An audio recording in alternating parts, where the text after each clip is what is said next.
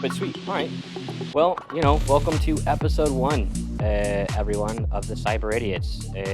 My name's APT Big Daddy. I'm joined here by, above me, the Beige Mystique. To the top right of me, Elder. And to the right of me, the legendary TheRaven, who, if you guys aren't familiar, started and runs the Republic of Hackers. We all kind of hooked up at not literally like the way that you would think Tinder, but we all hooked up at Defcon, hung out a little bit, had some fun, made some memories, and we just kind of wanted to talk about that experience and kind of shape it from there. So I know it was the three of you guys' first time at Defcon. Like, what were your thoughts? How'd you feel? What was the experience like? I mean, it was the 30, right? So it was huge. LineCon was real. I didn't realize how insanely long those lines were. Like when we got together to check out that 0-day talk, we waited in line for half hour, 45 minutes. By the time they opened the doors and we got seated, the person that was doing the presentation was half over, and we got to see kind of halfway through what his 0-day looked like, and there just wasn't a holistic picture. So it was really like you wait in line, you kind of get half of a talk. For the actual tracks, the villages were a different story. But yeah, definitely LineCon is a real thing. So come prepared to stand.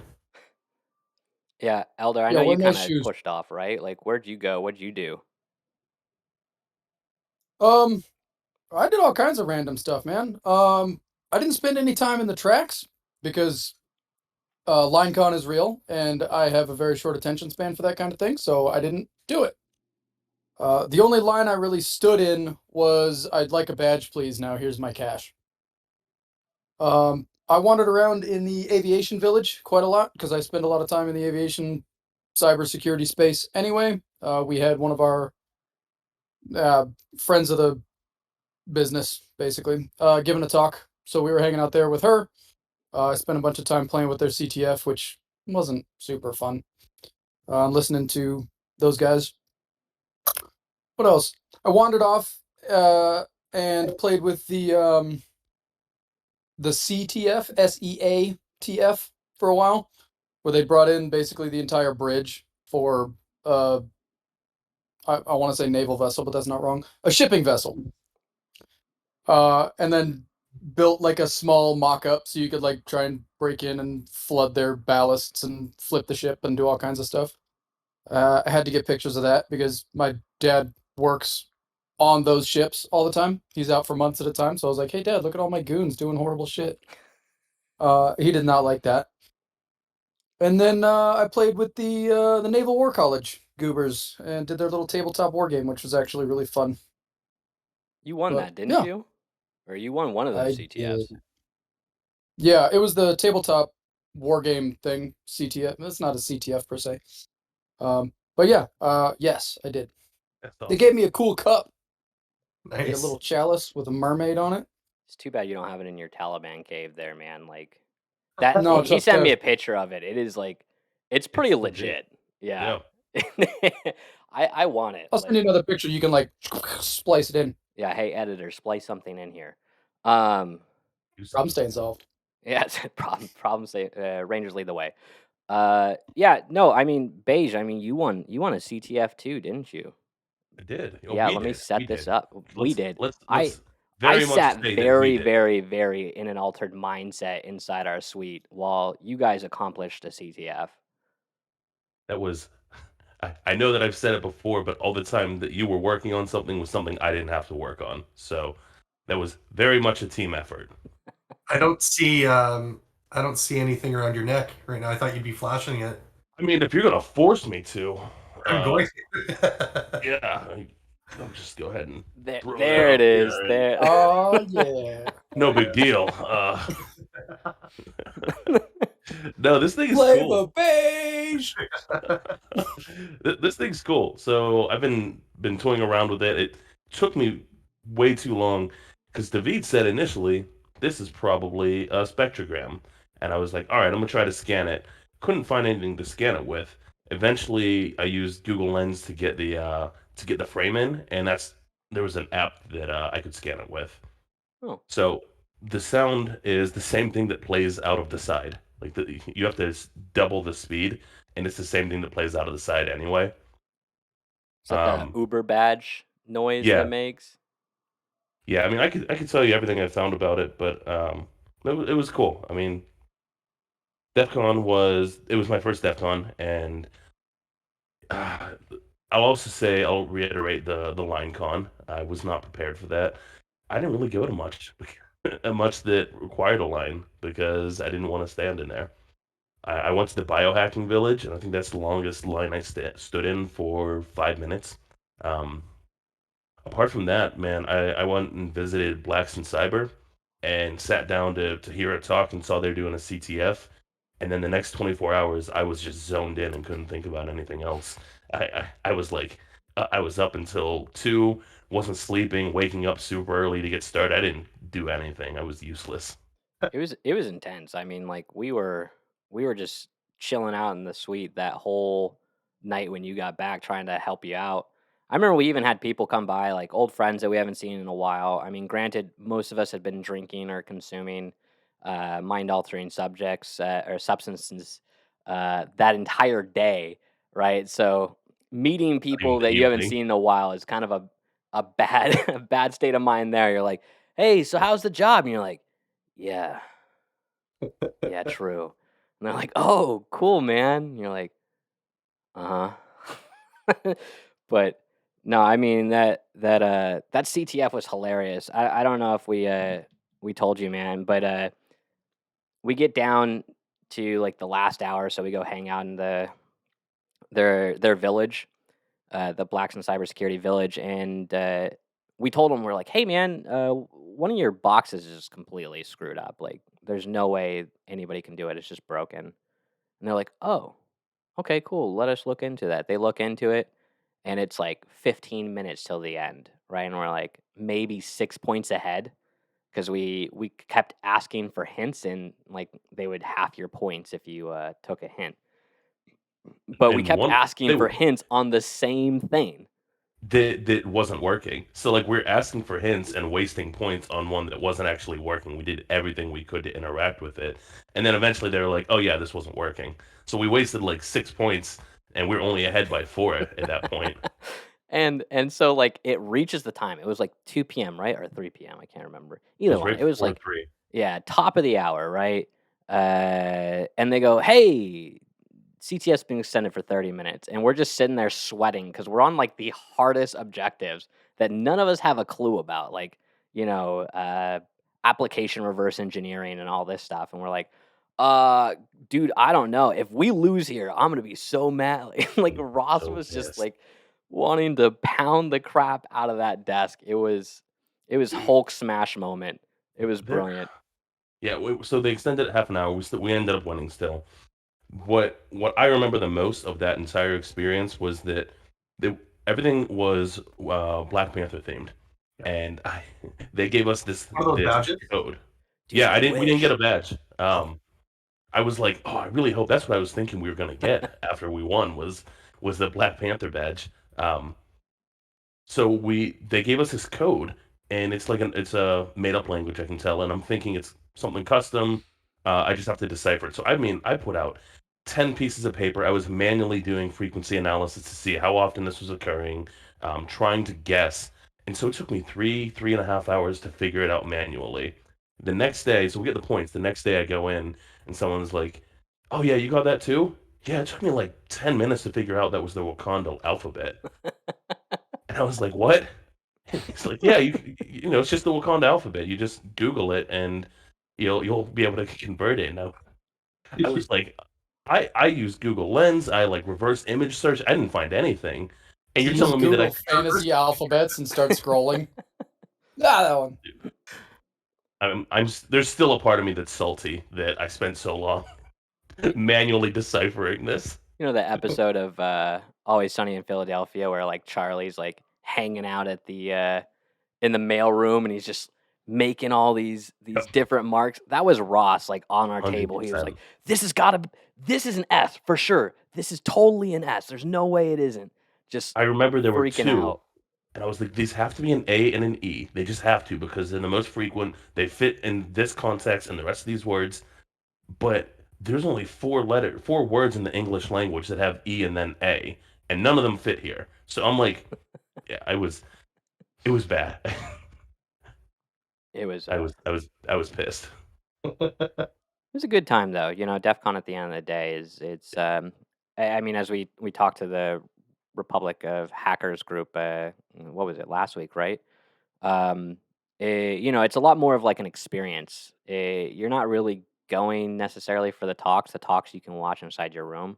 Like you're going for those villages. You're going for the meet and greets, the hangouts, the get ignored by John Hammond as he walks right by you kind of situations. You're I'm never gonna still let him live it down. I'm still salty about it. You He walked you didn't even right notice by. him. You No, I didn't even didn't. see him. I I had to point didn't. him out to you. You're pissed yourself. You didn't even see him. Yeah, I mean, to be fair, he is kind of hard to spot. He's about my height, so, and I'm a short 4'8"? guy. Yeah, 4'8". Yeah, no, he's about my height. But the only advantage I have is I have the hair, right? Like that's what stands out. Like if you've seen me on LinkedIn, you can find me in a crowd. And the Hawaiian shirt. And the Hawaiian shirt, yeah. Always that Hawaiian. I should have put mine on. Dude, it's the only way. It is the only way. But yeah, no, I mean, DEF CON was great, but the big reason why I wanted to bring everyone together is out of our pettiness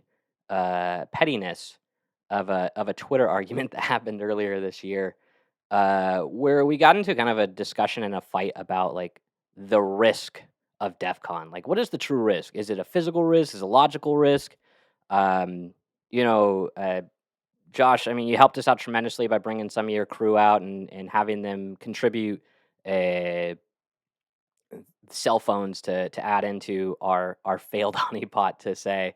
But ultimately, thanks for that. But on top of like what we didn't find, we still saw a lot of very awkward stuff, and so I kind of want to take some time, kind of chit chat. Like, do Ross? Do you still feel the same way that we did a couple months ago, where we were being told like, "Hey, there's a bigger risk to your physical security than there is a risk to your logical security when it comes to DEF CON."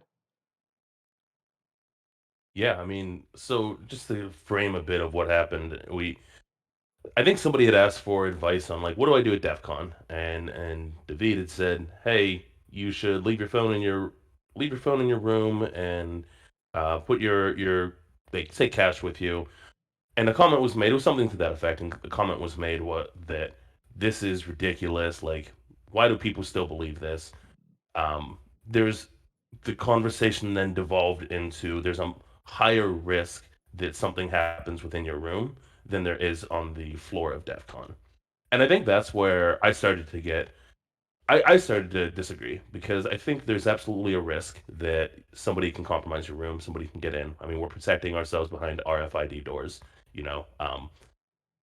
There's even if you take RFID out of the equation, there are other ways into a room.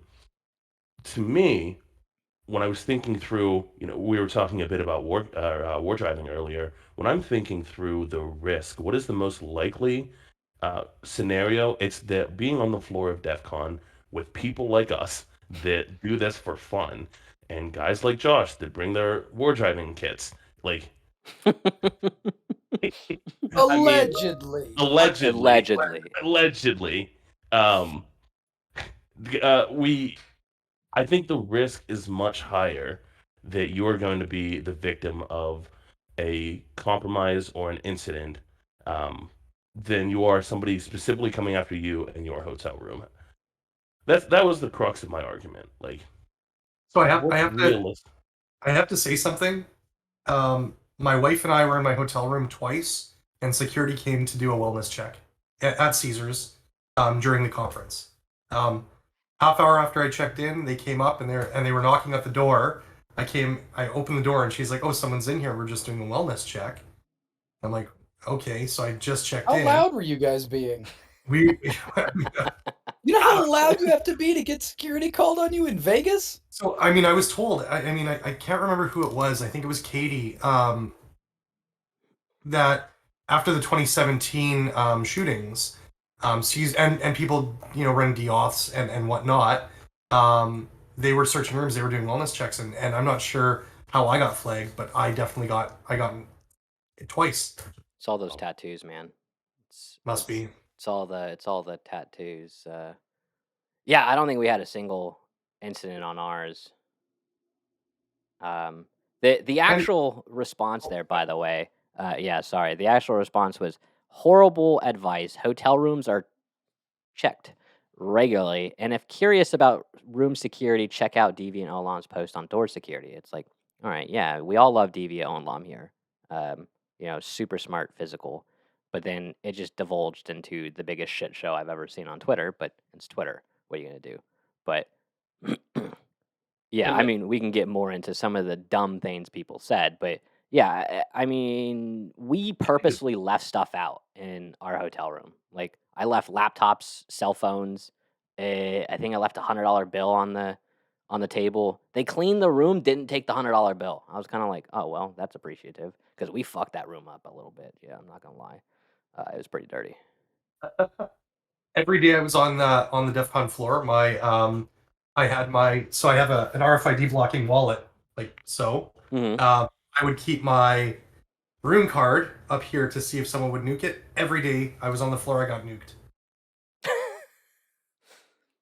So I don't know if that happened to you guys, but I went up with Colonel Panic, and we were going to. I think we were just changing to go to the pool, and my card's not working. And I'm like, man, this sucks. And I went down and had to get a new card to reprogram my card twice.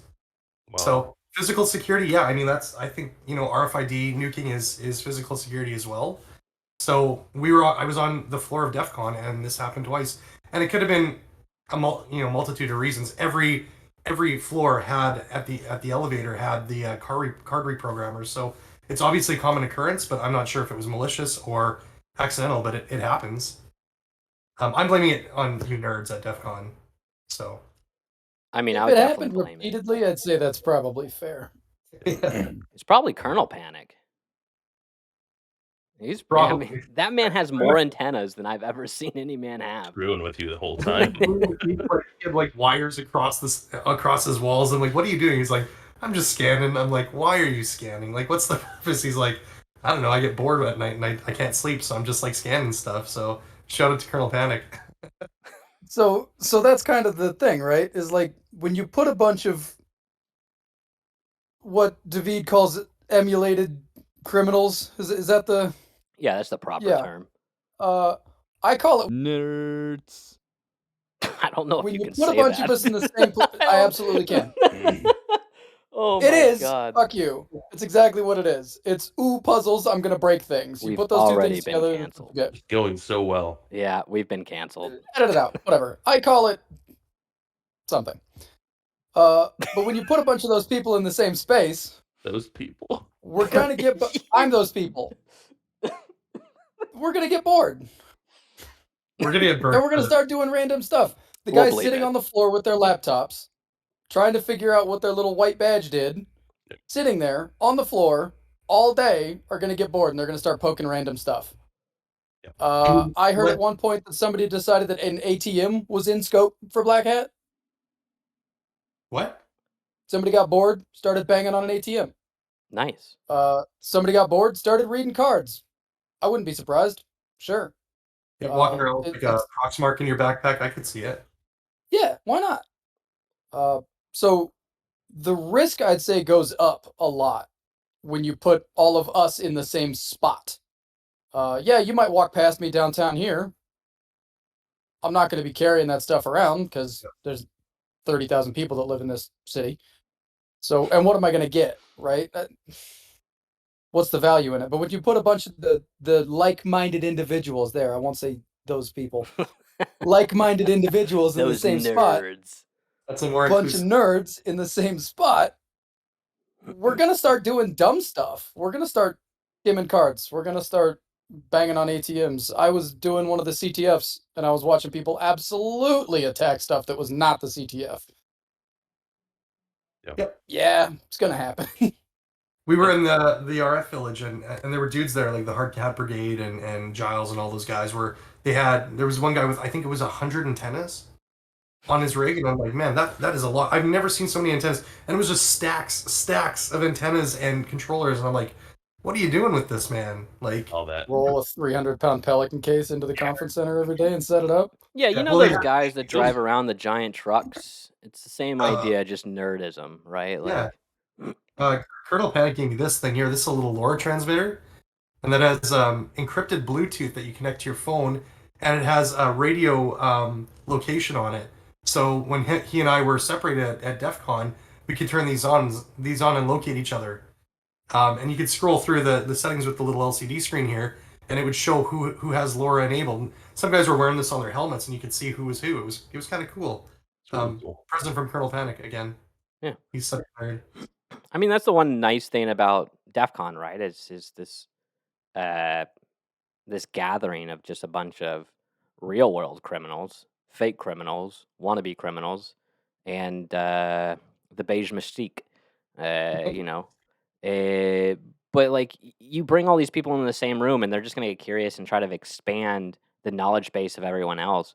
Yeah, the RF Village, I think, is one of the more benign villages, I guess you could say. Like, sure, they have the ability to screw the most amount of shit up at the conference. right. They really do. But like most of the time they're using it to be like, yo, dude, we found a new way to use radio transmissions to transmit data in a way that is more secure than what the military does. And you're like, why are you wasting your time with this? Go like hack Russia or something. You know, you could be making money.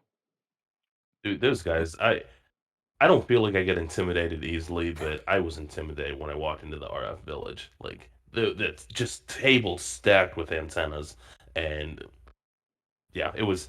I feel like I'm decent with air crack, and I've got my little adapters here and there. I finally got my ham radio license, and now I got myself a ham radio, so I'm getting more into that world. But man, those guys were intimidating.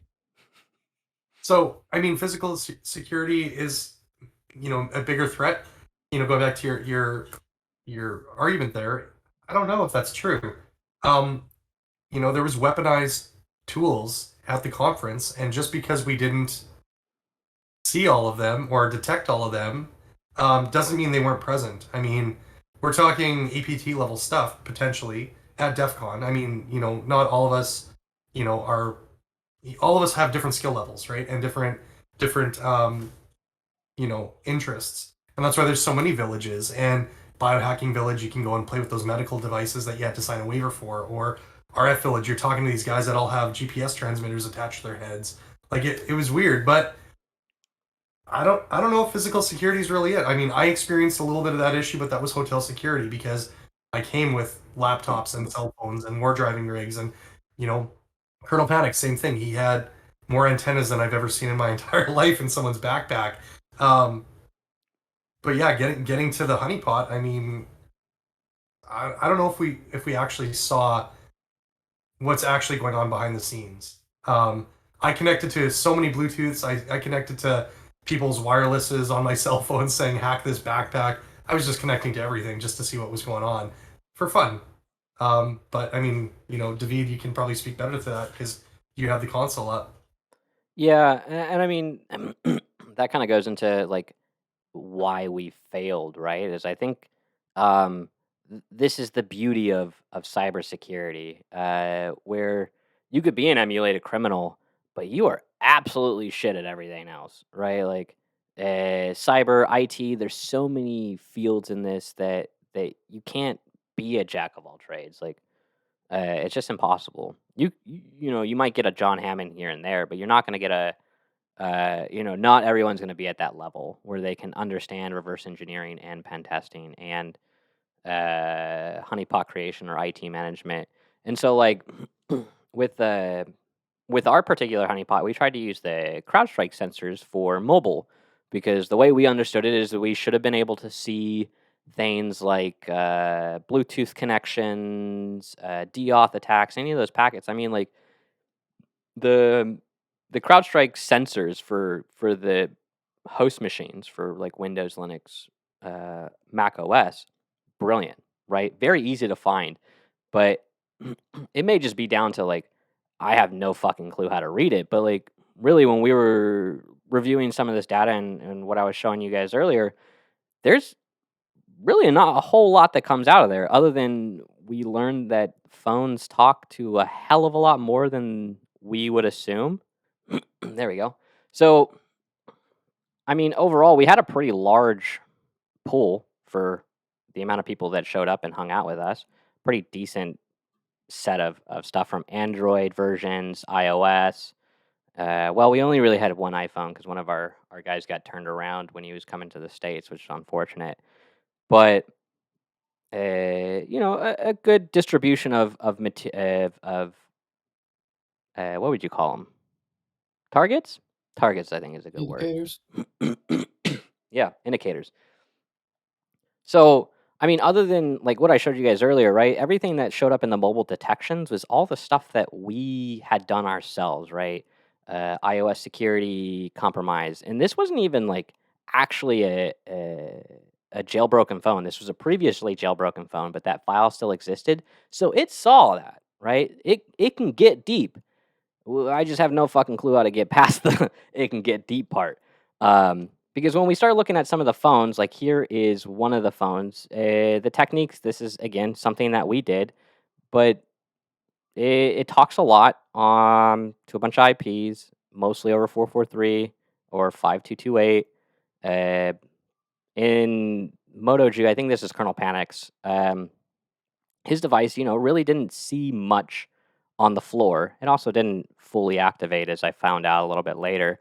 But again, this is kind of something that is more so like, all right, you better know your tools before you go into something like this. And granted, very big shout out to CrowdStrike for letting us use the mobile license to attempt to work on this. And hopefully, if anybody watches this from CrowdStrike that can teach us a thing or two, would love to know more to see if we can do something better for like next year. Because, Yeah.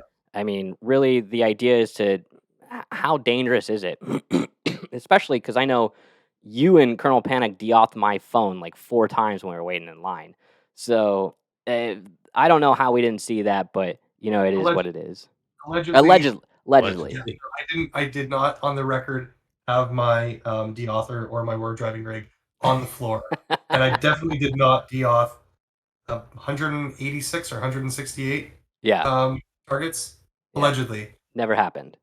never. No. No, we also never saw the guy in the middle of the casino floor put all of his shit out on the ground and just start hacking RF like right then and Boldly, there. brazenly in front of everybody. It was Like, literally no shame whatsoever. He did No, not no, care. no. He was posted up on like some stairs. He was like, "This whole Yeah. section's mine now," and you're like, "You do you, bud. Yeah, you He was do like you." on the stairs going up to a restaurant that Yeah. wasn't open yet. So he's just like chilling there in front of full view of the whole casino. Yeah. It's one of the only times of the year where you can have 3 or 4 phones out, and people don't even pay attention. They're just like, "Oh yeah, next." Okay. Yeah, here we go. Yeah, so here's my phone that I used on the floor. A little bit more network connections through the week, though. Not too much. Yeah, this is the day I kind of left it out there. A little bit more range of ports as far as communication goes. I love the fact that port 1 was out there. That was kind of cool. I haven't seen port 1 being used for years, so I don't know what connected to me or what I was talking to. But as you can see, like your phone talks to a ton of crap. Like 123 is what, NTP? So we're pulling NTP from Croatia, like Chechnya. Chechnya. I don't know why. France. Your phone talks to a lot more than what we would have assumed. But again, like looking through this information, while there's some really cool kind of stuff in here, and I think we can't see any of this stuff because my phone is currently off. Like not a whole lot of data, and I think that it is kind of we missed the mark as far as understanding goes. Maybe a little bit extra time to be able to work on this, but we were on a limited time frame to use the licensing. So It is what it is. There's always next year. There's always other tools, but I think that was kind of our I don't want to say downfall, but we had put a lot of effort into creating the whole site that we made, like the actual company that we made. I mean, we had users assigned through O365 to each of these phones. We had we had a password list of like whose account was whose. We had full like a website and everything, and we didn't really think through actually being on the floor. So, for example, we had said, okay, we're going to bring in a laptop, set up three VMs, three separate wireless access cards, and we're gonna use it as um, three different VMs and have three different computers on the floor. We didn't do that because we once we got on the floor, it was like, well, how do we realistically do this? I had issues getting it and getting the agent installed on my phone, so I brought this phone. I was ready. I didn't think through it in advance, and I didn't set it up earlier before we got there, and so the whole time I was there, I couldn't get it set up. So I think what I took from this is we just need to have a better game plan next year going into it. Focus on the actual hardware and the assets that are on the floor rather than can we get somebody to compromise the entire domain that we created. yeah, I I, still I think it would think have been I really feel like funny if we got ransomware. Oh you yeah, spent you spent a lot of time pushing forward 3 steps, right? That would be really cool to leave up for a longer period of time and have a longer period of exposure for those phones and devices wandering around the country, wandering around the world. Um, to see where the exposure to your internal network or your external website that then could lead into your internal stuff, the time frame was too short, I think, to have that much back end data and be like, hey, you need to exploit this phone, find the information on this phone, go get the URL that we use, take that, go attack the website, dig around on the domain. That time frame in 4 days at Defcon was unrealistic. Yeah, it was a very But I real think CTF. that same type of thing, yeah, that same type of thing would be more interesting in a very long term setting to leave that kind of bait around all over the place and see what happens long term, what the actual attack patterns look like just from like the random internet coming in to attack a honeypot. Um, but yeah, I feel like your time frame was compressed a lot, and the attack surface that you provided, i.e., a couple of phones and a laptop that didn't set up right, or whatever it wasn't enough bait to get people to start attacking a domain and a web interface. Just That's wasn't enough true. there. You're right. They could have just been sitting there enumerating and trying to find holes and where to poke. And by the time that we were off the floor, um, and our devices hopefully wiped or turned off, yeah, you're right. That attack surface is gone. So maybe that kind of speaks volume too to the logical security of things, right? Like, sure, is your risk higher? I would say yeah, for sure. Like the possibility of you getting attacked for some form or fashion through your phone, through your laptop that you bring there is definitely higher. But I mean, what it was like 50,000, or was it 30 or 50?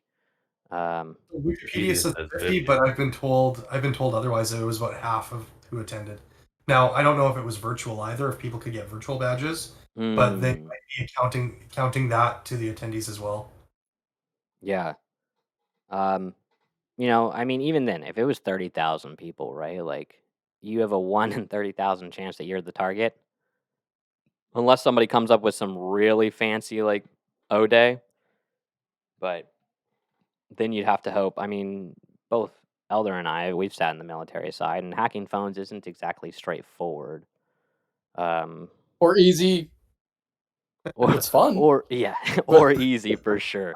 Um, but yeah, I still think that in the realm of overall security and playing it safe, I still didn't feel comfortable bringing like a credit card down, right? Not something that I could actively lose in a heartbeat. Sure, a phone, turn off your Bluetooth, turn off all your other assets that or antennas that connect out.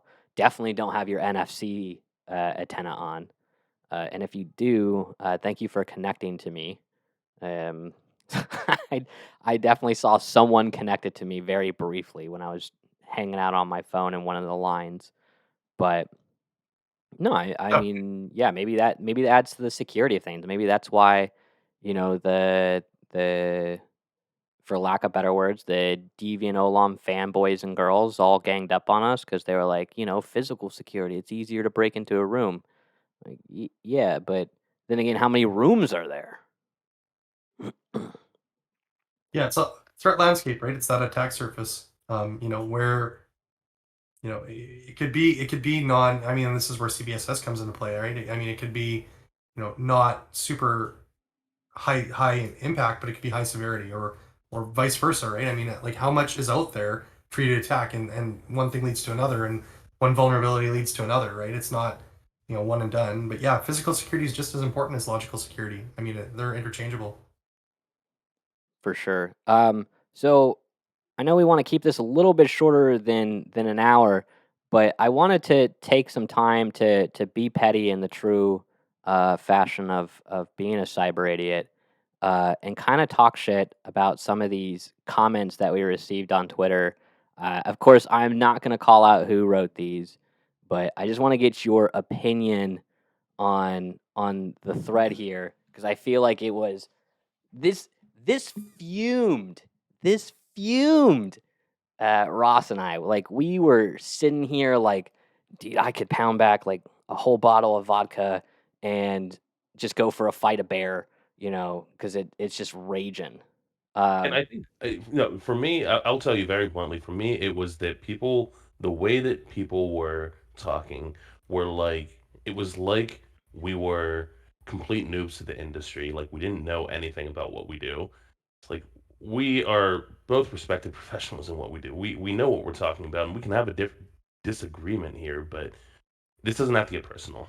And that's where I started getting frustrated, was that it felt like it was getting personal quickly.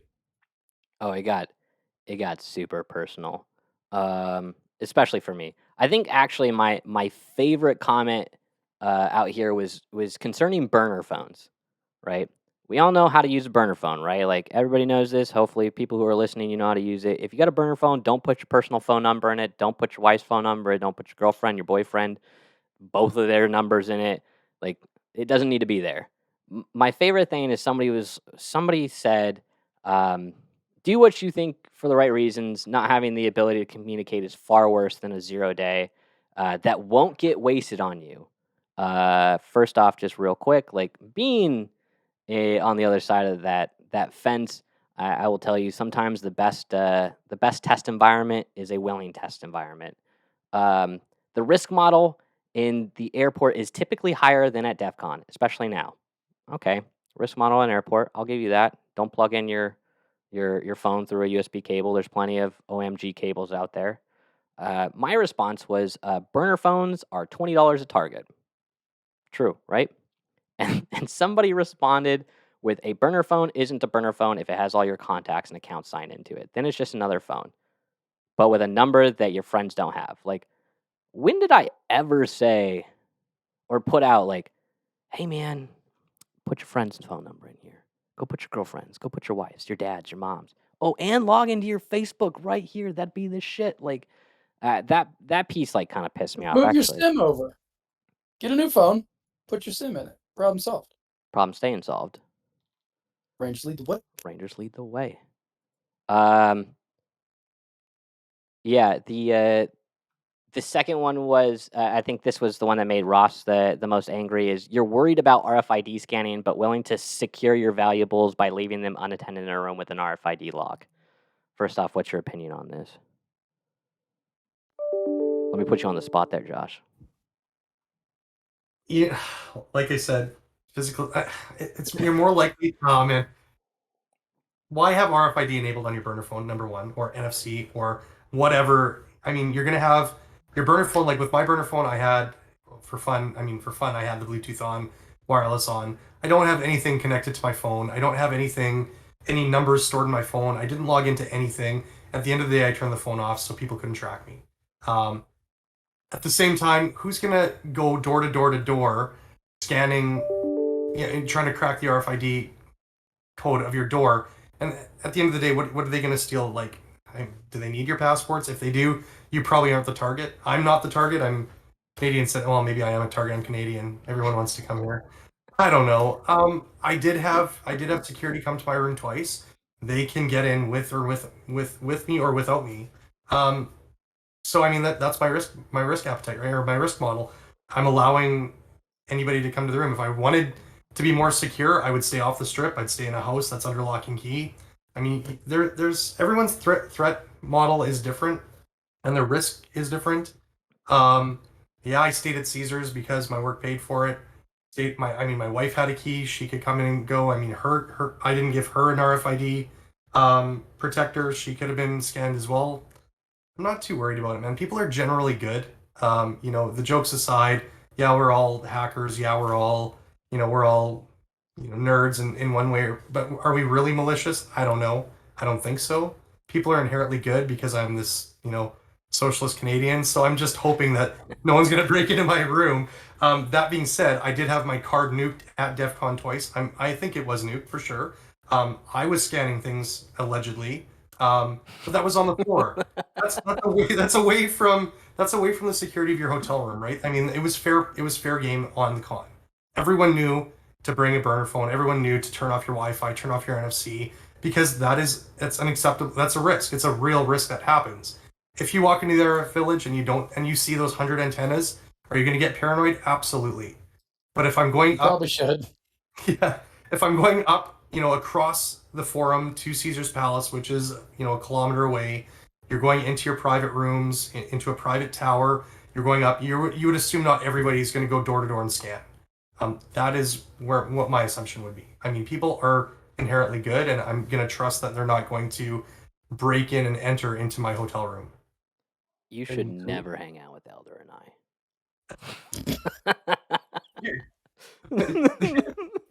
I got this problem where if a doorknob is there, I'm gonna check and see if it's unlocked.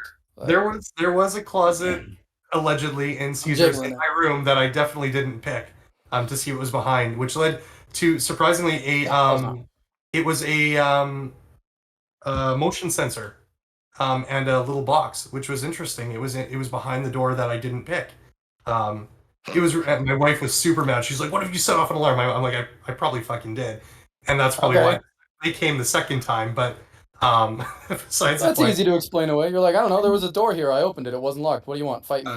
You have an understanding of military. I mean, rules of engagement, right? Rules of engagement on the floor are different than in a hotel room off campus.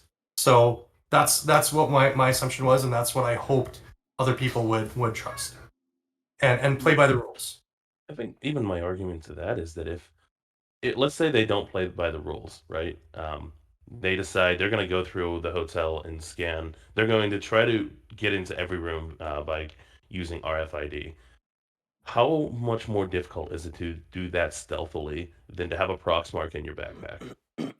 Like if you have or in your pocket. That's to me where a lot of the risk is how easily we can conceal devices when you're on the floor, so that you're now gathering a wealth of information rather than having to focus on one target. When you're going through a hotel room, you're focusing on one target at a time, and how many other people are in that hallway, how many cameras are in that hallway. Whereas when you're on the floor, it's cloaked. And to me, that's why there's a much greater risk of being on the floor, because you can get this variety and this range of information from a stealth position while you're just walking through, and you can do that all day. Whereas if you're intentionally going through a hotel, you are going to be caught at some point. With cameras, yep. You agree with that? Facial recognition for sure. Oh yeah, they'll pin you. But I almost want to say that what that tells me then is that the general populace being in Vegas during Defcon needs to have a heightened awareness. Absolutely. Not, I'm on the floor. We have a problem. Because if I'm on the floor, I'm not gonna lie to you, I raw dogged that whole thing. I just threw my phone in my pocket and I went to the conference. Okay, my probability, I ran some quick, very precise calculations in my head, and I went, nah, it's not a problem. Because if I'm sitting there on the floor and I'm looking for something to do, I'm gonna whack that backpack you were talking about that says hack this backpack. I'm gonna find WAPs that are floating around that people are carrying around because they're doing a honeypot or because they feel like it's funny. It is. My probability of being attacked is negligible. To Russ's point, Ross. the fact that Ross, all right, How Ross, much milk have you had to drink, bro? Oh, like 5 Oreos and a glass of milk for dessert. I'm I wasn't fucked even going up. to correct him. I was going to let it happen. Nah, man, you can't disrespect Anyway. the black badge. Anyway, to Russ's point, the fact that all of those people are there with those tools, that skill set, those capabilities, and that wandering mindset all at the same time tells me that just walking down the strip while Defcon is going on, plus or minus a day on either side, 2 days on either side, is what the real threat vector is, not being on the floor at Caesars during Defcon. Yeah, you're going to get your RFIDs scanned, you're going to get your NFC, your keys are going to get, nuked. Sure. But if you're considering yourself a possible attack vector, I wouldn't say being on the floor at Caesars during Defcon is any more dangerous than being in the casino at the Flamingo during Defcon or Old Town during Defcon. Old Town's a show. That's a word. Just it's just meat soup. There's just people everywhere with everything, and nobody's thinking about anything. They're just getting drunk. It's fine, but that threat vector is just as high as being on the floor. Erring on the side of caution, I told everyone we came with from my city. I came with my wife and she brought 4 friends, and I told all of them get RFID blocking wallets or some sort of blocking bag for yourself, for your purse or whatever, because it doesn't matter where you are. There is that potential threat, and once again, it's that risk model that everyone it's a sliding scale. At the same time, I told them any confidential communication between each other, don't connect to Wi-Fi, open Wi-Fi. If you do, I showed them what Proton VPN was, and everything through Signal or Wicker or whatever you want. But end-to-end encryption. I mean, otherwise, not saying that they're going to go and share their their bank card number or whatever, but there is that possibility, right? I mean, I trust my wife with certain things, and we trust each other through Signal instead of text messaging. So it's general awareness and just those, general security for everybody, I think is important, no matter the time of year, whether it be RSA, DEFCON, Black Hat, or, just summer vacation, going to Mexico. That's everywhere. And those threat actors are everywhere. Yeah, I think that's a fair point. As a closing statement here, especially to kind of point out like this threat matrix that we've been talking so much about. DEFCON does release a transparency report every year, right? They let everyone know, like, here's what happened. Here's how many drunk people we had to go to the hospital. Who do we have to remove? I'm pretty sure like a Truth Social person got banned from the con this year. So now we have one right wing, one left wing media that's been knocked out. Even playing field, I would say. But another thing that I found kind of interesting was every year, it seems, ever since I started doing this transparency report, the casinos get attacked, right? And every year, the casinos apparently foil the attack. Now, we don't know how many actually occur and that don't get reported, right? Because we all know how socks can be at times. But at the end of the day, that kind of says something. If we got participants at DEF CON who are more than willing to go out and poke and prod at a casino, which you can just throw your money away a different way, right? You don't have to throw it away at jail. That kind of speaks volumes to like the level of capability and the level of willingness to go that little bit of an extra mile to fuck around and find out. So I mean, that's what I'll put out as like a final thing. We'll go around the circle and end up with you, Raven. But Beige Mystique, aka Russ, aka Ross, aka the Black Badge. What you got? What do you got to end with this? See that Twitter post? I don't know who it was, but some restaurant, I think it was, said, "Hey, this week while you're at work, be aware that there's a hacking convention going on, and these are all the things that you need to do." And they had like a full list of turn your Wi-Fi off while you're there. If you're on the floor, just turn your phone off. I can't remember what all of them were, but I just found it interesting that restaurants and shops they have to be aware. To Raven's point, we're going to be at a level of risk no matter where we are, because this is just the world we're in. But I think at Defcon that week, I mean, truly, you're at risk anywhere. I think, and not just on the Defcon floor, but anywhere in Vegas, you have to be on high alert. Yeah, I think that's something we can all agree on. Sweet. Elder, aka the Taliban checkpoint, aka the bearded Viking, aka Alex motherfucking Dodd. Now everyone can find you on LinkedIn. Sucks to suck, nerd. What you got for us? Oh, did he freeze or did I freeze? He freezed. Oh no! You're good. You're good. I'm was still on I'm still Um, good on my end. Anyways, yeah, The recording's fine. yeah. All right. I'm the one who's hit the record button. Yeah, that was a lot of AKAs. I love it. I don't think I have a whole lot to add. We've kind of tapped on everything. Like, be aware of your attack surface. Be aware of what you're providing as far as attack surface. Be aware of what's going on around you, obviously. If you're in a place during a hacking conference, maybe turn some stuff off. Yeah, I think that's pretty much it.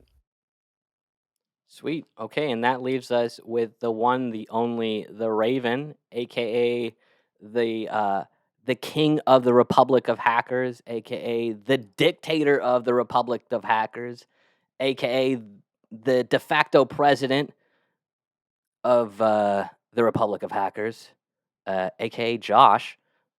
What do you got for us, buddy? You know, shout out the Discord, shout out the group. What do you got for closing? For sure. I mean, first off, I mean, hacking isn't a crime. Hacking is a mindset. We have fun. We toy with things. We reverse engineer things. We reverse engineer languages. Ross, whatever your name is. Hacking isn't the crime. It's what you do with that knowledge and with that skill set that you obtain while tinkering. I remember ripping floppy disks apart and flipping them to get the blank side. I mean, this was like 1990s, early 90s, maybe late 80s. I don't remember. But I mean, you just like curiosity, and it's that mindset of trying to figure out how things work and how things don't work, and manipulating them. So just because there's hacking out there doesn't mean that we're evil people. I mean, we're all we have this insatiable curiosity. Assholes make it illegal. It's the threat actors, it's the people the criminals make it illegal. So I'm gonna leave it there. Number two, I'm not any less equal than every other member, or any more equal than every other member at Republic of Hackers. RepublicofHackers.org. We are a little community of people that are trying to grow in all forms of their career, whether you've been a 20-plus year vet like I have to cloud architects, cloud techs like Lilu. We have tons of students. We have people all over the world, every time zone. Join up, RepublicofHackers.org. We have a wonderful staff. We do resume reviews. We do interview prep. I mean, David has been on there, and he's been rocking it with helping people out from anywhere from his malware dev informationals to just posting up the cyber idiots, which you all have a place on our server where you can post up. You can tag people when you make posts on the Cyber Idiots blog or new videos. So I mean, it's a haven for hackers. Yeah, I will shout out the Republic of Hackers Discord it's pretty dope.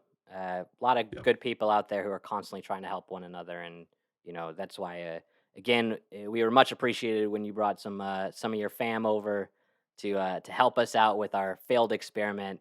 Sure, it may have been failed, but it was still fun nonetheless. But yeah, I think this is good. We can wrap it up under an hour, and Josh, thanks again for joining us here today, and we'll see the rest of the crew in a week. Sounds Sweet, good. guys.